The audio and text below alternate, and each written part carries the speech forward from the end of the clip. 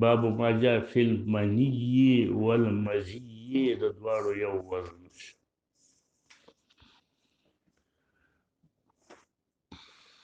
منی څه ته ویلې کیږي؟ منی لفظ عام دی، شامل دی ماء الرجل و ماء المرأة.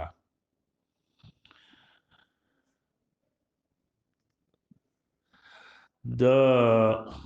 وله خواص يعرف به.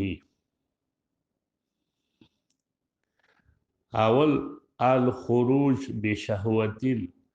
مع الفتور عقبه. یو صفت دا دی، دا غوبدي چې بشهوتین خارجيږي خو مع الفتور عقبه وروسته به فتور راځي، کسلان، ضعف، سستوالی. دویم د دې لپاره له رائحه کرائحة الطلع. رائحه د طلع وږي لکه د عجین د وړو په شان ته بوی ویوله. دریم الخروج بدفق وتل به یې په ټوپ سره، او منی د ښځې چې ده نو د هغې په باره کې دوی وایي چې دا اصفر رقیق زیړه ده او هغه نری ده په نسبت سره منی د سړي ته.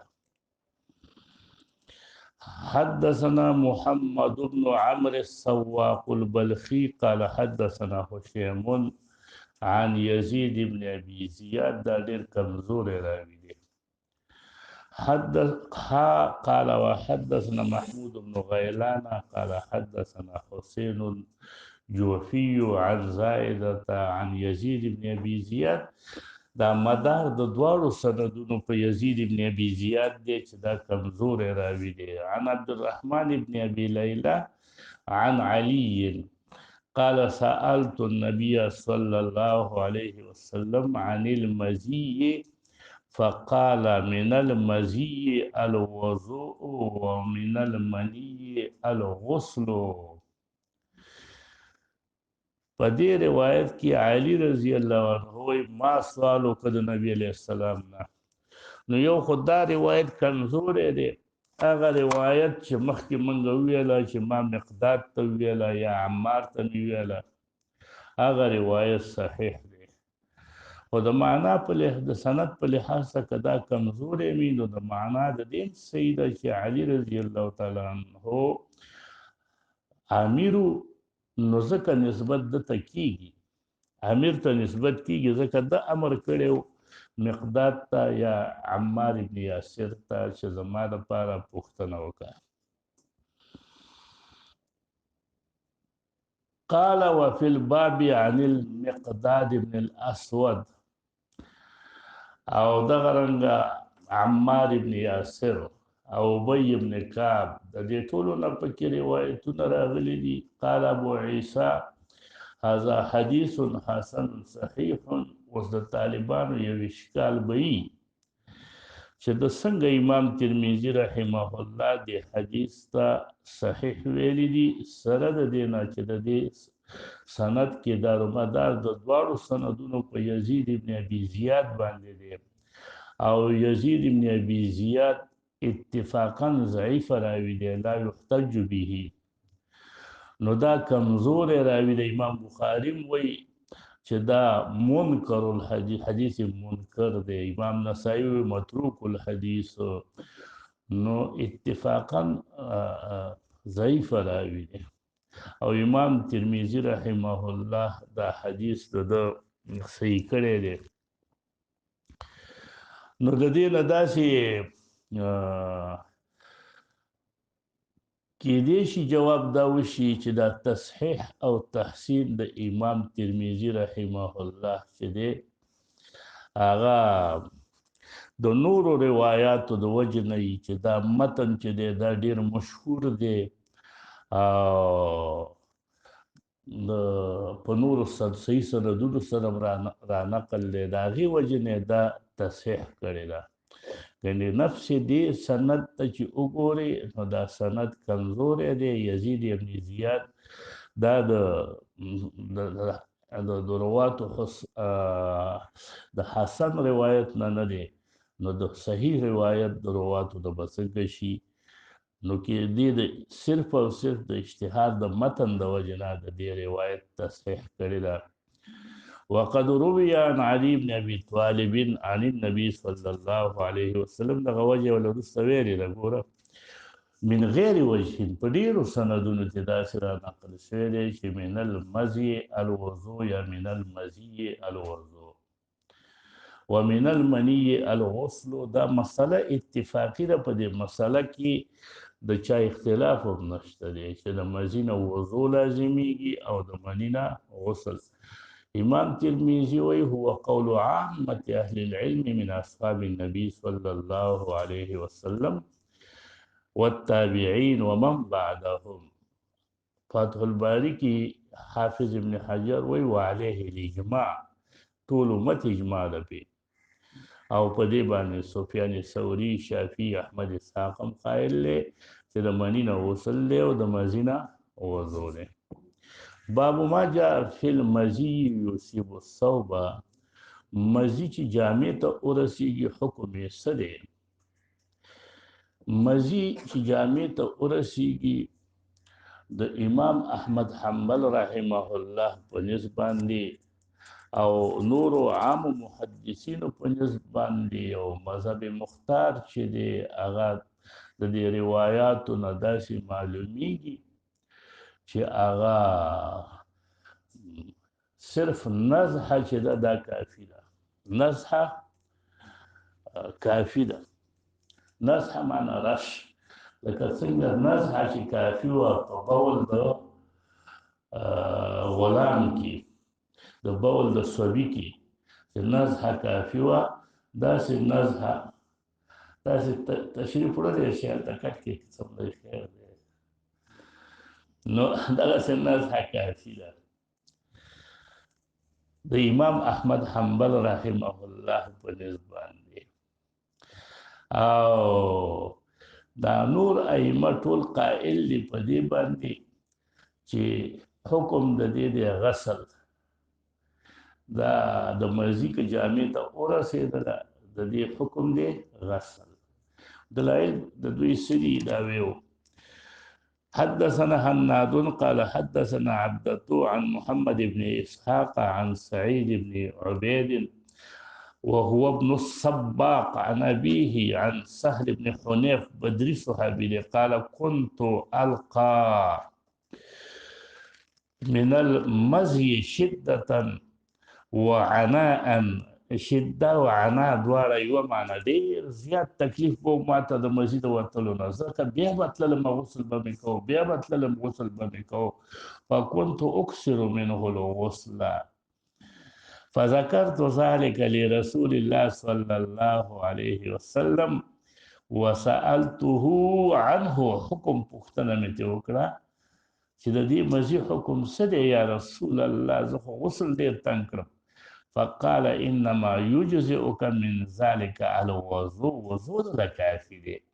فقلت يا رسول الله كيف بما يصيب ثوبي جامې ته چې مې کومه مزي ورسیږي هغې څه به څه کوم قال يكفيك ان تأخذ كفا من ماء فتنزح به ثوبك حيث ترى کوم ځای کې چې تلونوالی یا حیث تورا ووایه کوم ځای کې چې ستا ګمان کېدی شي چې دې ځای کې به چې په ضمیر سره شي نو معنا د ژوند شو او چې په فتحې سره شي ترا نو هغه بې پر رؤیت شو په سترګو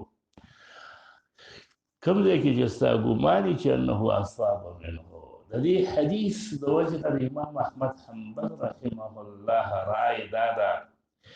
چې دا حکم د دې په جامه کې هغه نزح ده لکه دې حدیث کې چې څنګه ذکر شو یو کف راواخله او په هغه ځایونو باندې وشینده نو دا کافي ده. قال أبو عيسى هذا حديث حسن صحيح ولا نعرفه إلا من حديث محمد بن إسحاق في المزي مثل هذا. معنى هذا في محمد بن إسحاق متفرد دي بدي حديث باندې د سعيد بن عبيد او محمد بن إسحاق ثقه راوي دي او خاص کر دلته که په عن سره روایت د نقل کړي دی او د ویل کېږي چې مدلس دی همدا روایت دی ابو داود نقل کړي دی په صيغه د تحديث سره چې هغه علت د تحديث د تدلیس هم پکې ظاهره شوی دی نو روایت بالکل صحیح دی. وقد اختلف فقهاء اختلاف کړی دی په هغه جامه کې چې کومې جامې ته مزي ورسیږي. وقد اختلف اهل العلم في المزي يصيب الصوب. اوس که بدن ته ورسیږي په هغې باندې د فقهاو اختلاف نشته هغې کې دا دی واغسل ذکره که وینځه خو چې کومه جامې ته رسېدلي په هغې کې د فقهاو اختلاف دی نو بعضو ویلي دي لا یجزئ الا الغسل صرف غسل پکې جایز دی نور نزح مزح نه کافي کېږي او د دوی استدعا قول د امام شافعي دی دا قول د امام مالک دی دا قول د امام ابو حنیفه دی دا قول د اسحاق بن راهویه دی او دلیل د دوی د پاره هغه روایت د علی رضی الله عنه دی چې امام مسلم هم نقل کړی دی او په هغه روایت کې داسې راځي چې واغسل ذکرک یا یغسل ذکره ويتوضا د مسلم بل روایت دی ذکر وینځي او اودس به کوي. دغه رنګه په دې باب کې حدیث د عبدالله ابن سعد دی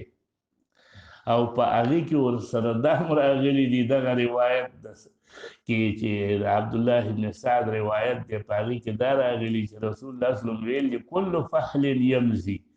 د هر ایندن او فحل نه مزي ځي خو فتغسل من ذلك فرجك وانثييك وتتوضأ وضوءك للصلاة. دا حدیث امام ابو داود نقل کړی دی چې وینځه د دې نه د خپل عورت ځکه دا مزي ورته رسېدلي او انثیین مو سره وینځه نو بعضې علما وایي چې دا تعبداً که مزي ورته رسېدلي او که نه یې رسېدلي نو کته انثیین به یې انځي په هغه وخت کې چې د تا نه مزي خارجه شي نو ذکر او انثیین به ټول انځي. امام طحاوي رحمه الله وایي نه که رسېدلي انثیینو ته نو انځل در باندې ضروري دي خو که نه یې رسېدلي نو دا علاجن دی علاج معنی دا د دې دپاره چې تا کته انثیین وینځل نو ستا مزي به لږه ودرېږي نو د علاج په خاطر باندې وایي تا ته ذکر د انثیینو شوی دی یعنې د انثیینو انځل مستقلا لازم نه دي خو موږ وایو دا روایت نه بس دغه راځي چې و انثیی که انثیینو سره وینځه هغه علاجني کار صحیح نو په خروج د مزي سره لکه واغسل ذکرک دی نو په دې روایت کې ورسره څه شی هم راغلی دی انثییک نو دواړه به انځي په وتلو د نو دا مستدل دی د امام شافعي رحمه الله چې وګوره دلته راځي انثیین وینځه ذکر عورت دې وینځه یغسل غسل به وکړي د ذکر غسل به وکړي نو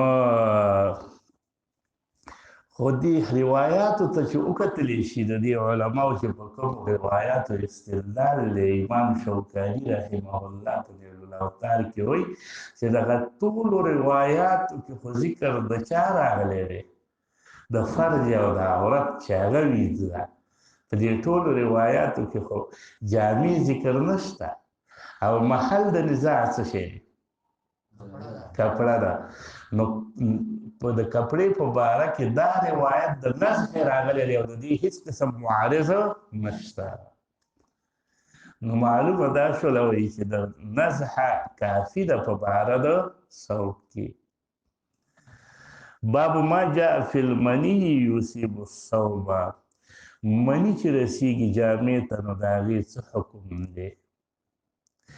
حدثنا هناد قال حدثنا ابو معاويه عن الاعمش عن ابراهيم عن حماد بن الحارث قال ضاف عائشه زيف یو سړی میلمه شو د مور بی عایشې رضی الله تعالی عنها په نور د مسلم په روایت او په دې کې داسې د سړي نوم چې راغلی دی نو عبدالله بن شهاب خولاني هغه د مور بی سره کله میلمه شو نو فامرت له بملحفه مور بی ورته بړستن راویستله ملحفه صفرا زیړه یا کمبلې ته ملحفه ویلی کېږي فنام فیها فاحتلم احتلام وشو فاستحیا ان یرسل بها فلمده نو حیا ولراله چې دا د اثر د منی پکې او ویلیږي بیرته مور بی کره نو اوس خو یو داس دی وختونو کې خو تاسو ته پته ده چې دا انسانان داسې خوراکونه هم د دوی داسې نه دي او الله تعالی دې ملکونو کې دومره قوت هم نه دی ایښی دومره طاقت هم نه دی ایښی د څونه قوت او طاقت چې عربانو کې و بې خاص کر په هغه وخت عربانو کې اوس هم هغوی کې قوت او طاقت ډېر دی نو داسې لنګ کې چې د سړی احتلام به راغی نو هر څه به چې لاندې په ملحفه باندې پرېوته نو هغه خو بېکاره معلوم وي که نه هغه خو به دونه ټینګ و دونه د هغه به چې هغه اوس خو دې وختونو کې دا خوراکونه او ضعف او کمزوري دونه شوې ده چې سړي پرتوګ کې نه معلومېږي نو په ملحفه به څه معلوم شي نو هغه ملحفه باندې هر څه ښکاره کېدل نو هغه سړي له حیا راغله چې داسې ولیږي وبها اثر الاحتلام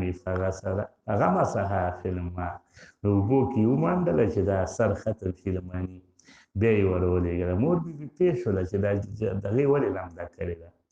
نو ورته ویې ویله لما افسد علینا ثوبنا زموږ بستره دې خرابه کړه انما کان یکفیه کافي کېدله دې لره ان یفرکه باصابعه چې مخلي وې دې لره په ګوتو باندې په ګوتو یې پاکه کړې وې دا وله کافي وه ډکې یې پاکه کړې وې دا وله ښه وه ځکه ما به ربما فرقته من ثوب رسول الله صلی الله علیه وسلم ما به مخدله د جامې د رسول الله صلی الله علیه وسلم نه باصابعي په خپلو ګوتو باندې دې حدیث ته چې وګورئ او په دې باب کې نورو روایاتو ته وګورئ نو امام نووي رحمه الله په مسلم کې په بحث د مني کې لیکلي دي چې ذهب مالک و ابو حنیفه الى نجاسته په فقهاو کې امام مالک صاحب او امام ابو حنیفه صاحب ویلي دي چې مني نجسه ده او نجاست چې هغه پاکیږي په اینځلو سره دونه امام ابو حنیفه پکې بیا داسې ویلي دي چې مني نجسه ده خو تطهیر دپاره فرق هم کافي دی کله چې یابسه وچه شي نو په فرق سره هم پاکیږي لکه څنګه چې انځيږي په اینځلو سره پاکیږي لمده وچه په پاکیږي په غسل سره هم خو په فرق سره هم پاکیږي حق او فرق سره هم پاکیږي نو لابودي ده ولا د اینځلو نه چې کله لمدی او چې وچه شي بیا په څو طریقو پاکیږي دوو طریقو سره پاکیږي غسل سره هم پاکیږي او فرق سره هم پاکیږي او امام مالک رحمه الله وایي نجسه ده او هر نجاست چې دی هغه به پاکیږي په غسل سره چې نجس وي د هغې دپاره غسل دی په جامه کې ټوټه کې چېرته داسې نه دي راغلي چې په مخدلو پاکیږي ټیک د هغه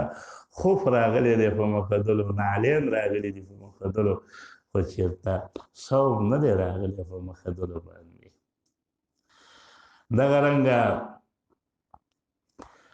حسن بصري صاحب وایي که په بدن دې ټیسه لګېدلې وه د مني او مونځ دې وکړه او وینځلې دې نه وه نو دا به هغه صورت کې کېدی شي چې دا دا به اوس کوم صورت راځي اینځلې دې نه غسل چې وکړې په خپله اینځل کېږي خو ویلي دي که ستا په بدن باندې مني وه کېدای شي د بل چا مني در باندې پرېوتله یا غسل در باندې نه یې وکړې دا خو هغه صورت کې راځي که نه د بل چا چې په ځان وخچوله نو دا هغه که په بدن دې پرېوتې وه نو بیا او مونږ دې وکړو نو مونږ به په بېرته راګرځې په بدن کې ځکه حکم په بدن کې کلک دی په نسبت سره حکم د چا ته د صوب ته که په صوب کې د مني وه نو حکم پکې تخفیف دی نو بیا مونږ در باندې راګرځول لازمي نه دی خو دا د امام مالک صاحب رایه وه د امام حنیفه چې دوی وایي نجسه ده امام مالک صاحب وایي که وچه یې که لمده یینځي بیا امام صاحب وایي که نه وچوله بیا کافي کېږي وله فرق هم امام شافعي رحمه الله اصحاب الحدیث امام احمد حنبل رحمه الله دی ټول دا وایي چې نه منی پاکه ده نجسه نه ده صرف ولې پاکه ده وایي ځکه هر نجس د جامې نه زایله کېږي په اینځلو سره او چې ته اینځل ته حاجت نه وي لکه مور بي وایي فرق کافي دی بلکې به راشي چې ما به لرې کوله بإذخرین په دغه سره سرګړي سره نو دا معلومیږي د دې نه ده چې دا نجسه نه ده که نه که ته دا مخدل او دا اذخیر باندې لرې کېدل ولې شوي دي وایي دا خو د تنظیف دپاره لکه څنګه ستا په جامه باندې خلاص کې پروتي خڼې پروتي تیل لرې کې نو د دې مان او که دا واقعي نجس وی نو نجس خو په چا سره زایله کېږي په غسل سره زایله کېږي خو چې دا غسل یې نه دی او زوال د دې په فرق سره راغلی دی یا په ازارې بلاسخر باندې راغلی دی نو د دې نه معلومیږي چې دا پاک دی او په دې باب کې نور هم داسې روایتونه راغلي دي ابن عباس رضی الله عنه روایت به راشي چې دا ماته کل مخاط کاري د خني په شان ته نو خنه که ستا په جامه پروت دی پاک دی که نجس دی پاک دی بالکل ټیک د تنظیف په پکې نه خلک بیا بد ګڼي د لیکې وي خو نور مونځ او ورځ خو پکې کېږي نجس خو نه دی که نه امام شوکاني رحمه الله دا ویلي دي چې یاره ما تم د ټولو نه ښه خبره دا کړي او دې خبرې د امام شوکاني ته عبدالرحمن مبارک پوري صاحب هم ترجیح ورکړې ده هغه وایي چې مني نجسه ده خو د پاکېدو طریقې چې کومې حدیث کې راغلي دي نو دې ټولو باندې دا قید لګول لکه احنافو چې لګولې دی وچه ده نو زه یې مخمه او لمده ده نو نه بیا مخکې نه لمده هم راغلې ده په دې کې یې لرې کړه او وچه هم راغلې ده فرق وکړه او غسل هم راغلی دی نو ده نجسه خو دغه ټولو طریقې چې کومې په حدیثو کې راغلي دي دا یې په دې باندې دا پاکېږي تدهیر د دې کېږي په دغه ټولو طریقو او امورو باندې چې کوم په حدیث کې راغلي دي نو که یو سړی پکې یوه طریقه مونږ کړي وایي بیا یې مونږ نه کېږي دې ته ذهاب کړی دی امام شوکاني او دې خبرې ته ذهاب کړی دی شارح مبارک پوري صاحب چې یا خامخا د ځان نه لرې کړه ویې مخه بله ټوټه راواخله داسې ومخه ورپورې یای ډکې راواخله لرې کړه لمده پراته ده دې ټولو طریقې دي د پاکوالي خو بیخي که همداسې پرېږدې نو بیا نجسه ده وایي او امام شافعي رحمه الله امام احمد حنبل رحمه الله او اصحاب الحدیث نور دوی ټول دا وایي چې مني پاکه ده په دې باب کې صحیح ابن خزیمه د مور بیبي یو روایت بل هم نقل کړی دی هغه وایي انها کانت تسلد المني من ثوبه بعرق الاذخر وایي د مور بیبي به لرې کوله مني د جامې د رسول الله صلی الله علیه وسلم نه د اذخر په دغه باندې ډکي باندې به مې لرې کړه او ثم یصلي فیه او وایي دغه رنګه راغلې ده چې مور بیبي وایي چې انها تحکه من ثوبه ما به توګلم داسې ګروله به مې د جامې د رسول الله صلی الله علیه وسلم نو د دې نه داسې معلومیږي چې رسول الله صلی الله علیه وسلم غسل نه دی کړی نو دا لکه څنګه چې امام شافعي صاحب وایي امام احمد صاحب وایي دا د طهارت او د پاکوالي علامه ده چې دا نجس نه دي. قال ابو عيسى هذا حديث حسن صحيح وهو قول غير واحد من اصحاب النبي صلى الله عليه وسلم والتابعين ومن بعدهم من الفقهاء مثل سفيان الثوري والشافعي واحمد طول دار الى اسحاق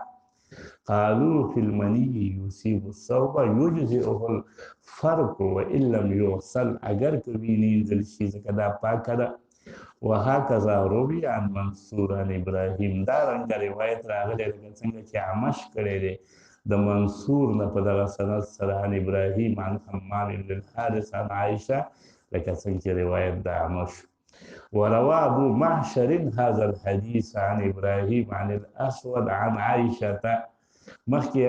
ابراهيم د حمام بن حارث نه نقل کړی دلته روایت کې ابراهيم عن الاسود و هغه روایت د اعمش صحیح دی په نسبت سره روایت د ابو معشر ته ځکه ابو معشر اعمش زیات احفظ دی خو صحیح خبره ده چې دا روایت په دې دواړو سندونو سره صحیح دی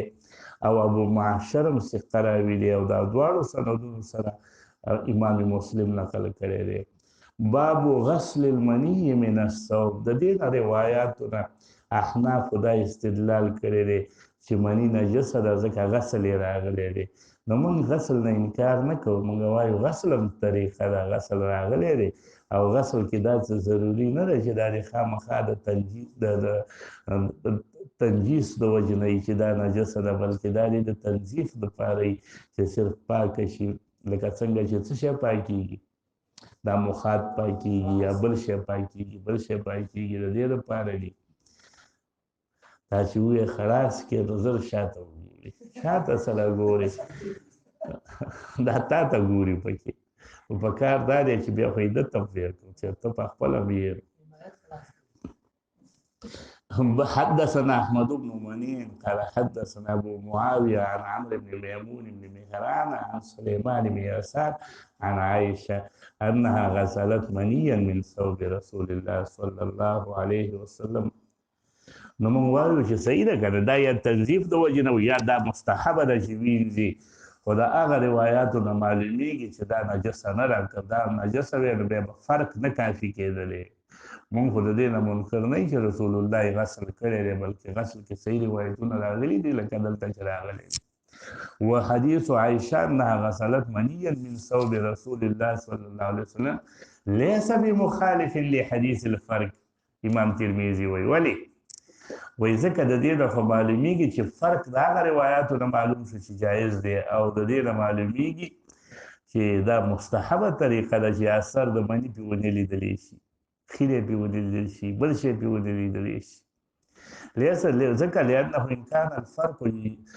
که چېرته فرق یجزي او هغه جایز دی نو قد یستحب للرجل الا یرى على ثوبه اثره. ابن عباس رضی الله عنه وویله چې المني بمنزلة المخاط، مخاط د دې پوزې نه چې کوم شی راوځي، فامته عنك ولو بإذخرة، اگر که هغه په دغه رنګه په صحیحینو کې روایت دی د باب ما جاء في الجنوب ينام قبل ان يغتسل. جنوب سړی مخکې د غسل نه خوب کول د ده دپاره څنګه دي، جایز دي که نه دي؟ دا بل کتاب وخت وال شوی دی سبا ښځه بې نو ما ته ویله چې امام